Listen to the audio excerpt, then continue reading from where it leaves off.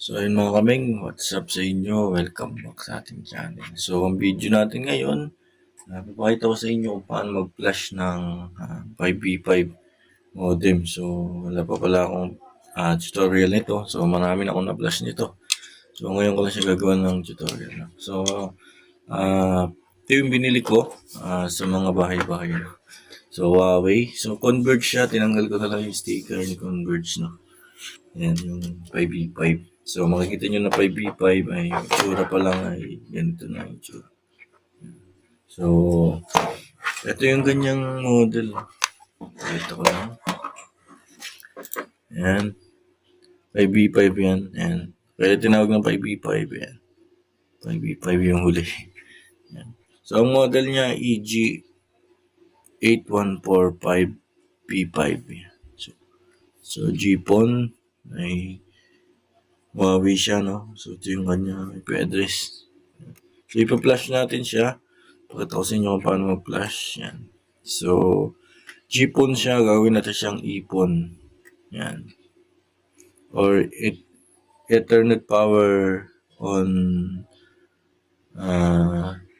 network. Yan. Yan yung sabihin. So, yan. Meron tong apat na port, no? Yan. Alam niyo naman na siguro to. So, bago lang kayo mga ano ito, reset niyo muna. Ito yung reset niya. Tapos, proceed na tayo dun sa ating laptop, no? So, may papadownload lang po ako sa inyo na flasher. No? Lalagay ko sa description ng video na to yung link ng flasher na yun. Download nyo na lang and lagyan ko lang ng space or heart yung link kasi binablock ni YouTube or ni Google yung ating link kapag nakadirect lang para ma-download nyo. Okay? So, punta muna tayo sa ating desktop or laptop, no? Kailangan natin yun para ma-flash. So, mag-input lang tayo ng LAN cable. Yan, kahit saan dito. Input natin sa ito yung dulo. Saksak natin dito sa laptop. Yan. Okay. Then, punta muna tayo sa laptop, no? So, dito na tayo sa laptop, no? Ang gagawin natin ay static natin yung ating IP address. No? So, paano ba mag-static? Ganito lang. Punta tayo dito sa may ito yung parang mundo or yung TV na sign din sa inyong mga computer. So, ito Ethernet. Yan. Ito yung Ethernet. Windows 11 yung gamit ko.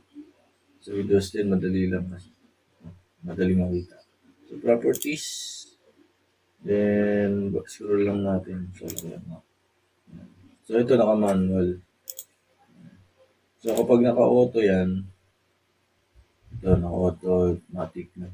So, naka-manual siya. Ito yung gagawin natin. So, pag static kasi, dapat naka-manual. Yun yung static. So, ito yun. Yan. Gagayahin nyo lang to 192.168.100.10. 5.2. Yan. 255.255.0. Tapos yung gateway niya, 192.168.100. DNS. Yan. Google DNS. So, kopyahin nyo lang yan. So, input lang ulit natin para natin. Nice. 192.168.100.10.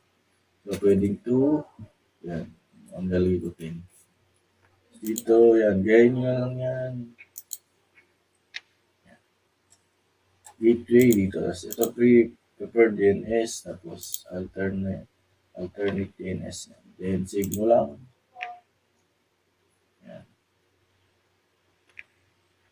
Ganun lang. Then, try natin i-type yung 192.168. Okay, so lalabas tong so lagyan natin telecom admin tapos yung password admin tel. So hindi gumana. So hindi pa kasi napa-flash to. So yun yung ipa-flash natin. So sa mga naka-PC or laptop, so ito yung gagawin. Try control panel. Then programs. Sundan nyo lang turn Windows features or Yan, in-scroll natin. Hanapin natin yung telnet client. Then, check na din natin itong TFTP ko. Para, yan, tingnan natin matapos para mag-success yung ating flashing. Kailangan naka-on niya. Hindi naka-on ay complete na siya, no? So, yun yun. Then, dito naman tayo dito sa flasher. So, ito yung ating flasher, no? So, ito ay Converge, yung ano na to, 5v5. So, Globe, LTT, pwede yan. Kasi, yung link nito sa description. No? So, run lang natin to. As administrator. Then, ito yung mga nakikita natin. Then, click lang natin itong unahan. So, in-chip kasi siya. In siya. So, basta sundan nyo lang to. Itong nasa unahan. Then, select nyo ito yung IP. Hanapin nyo yung nilagay natin. 100. Basta makita kayo ng Ethernet connection. Then, itong ONT. Select mo lang yan. Browse natin to. Kasama din yan doon sa file. Makikita mo yun dyan pag dinaload mo yan. EG8145B5 R019 ipon yan. Hindi siyang ipon. Hindi yung ipon na ano. Ito kasi yan. Then yan, maselect mo lang yan. Then, pipilitin mo to. Flash na. So yun mo muna to. Ito na status na to. Ito yung status. Makita mo tapos na siya. Then, flash natin siya. Then, allow mo lang to. May lumalabas. Tapos, makita mo sa ating modem ay magpapatigal lahat na. So, dito na tayo sa video. Tingnan natin kung P5. May mga kaming yan. Success yung ginawa natin ay ito may TUT. So, first step ay version 5.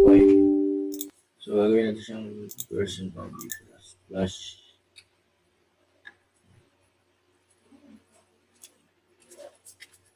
So, success na siya.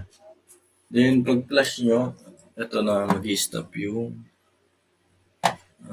yan, yung mga ilaw. Then, patayin nyo.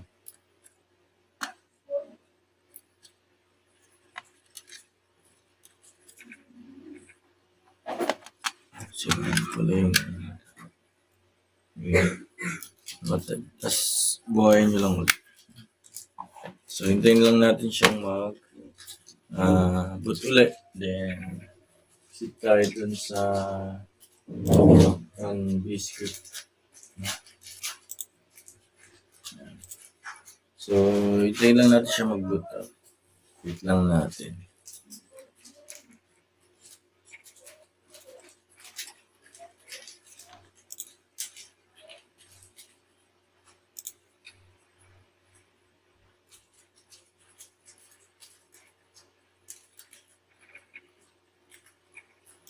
Yan, tapos i-run natin ito. Yan. Connect yun dyan. That one.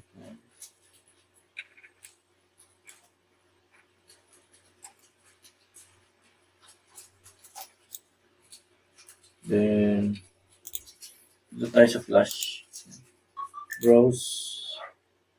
Kapag ganito lumabas, ay browse natin. Itong R020, ipon. Open. Then, start. Loading. And blinking siya.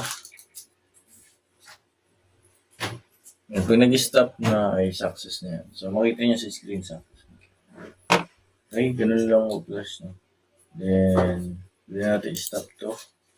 Tapos, pwede na natin siyang patayin. Yan, next na natin to. No? So, yung flasher na ito, lalagay ko dun sa description. So, ito hindi gumana. Ito. Hindi ko alam kung anong nangyari. Pinagpalit ko lang yung cable. O sa cable lang pero testing nyo na lang din. Gumagana yung dati na testing ko.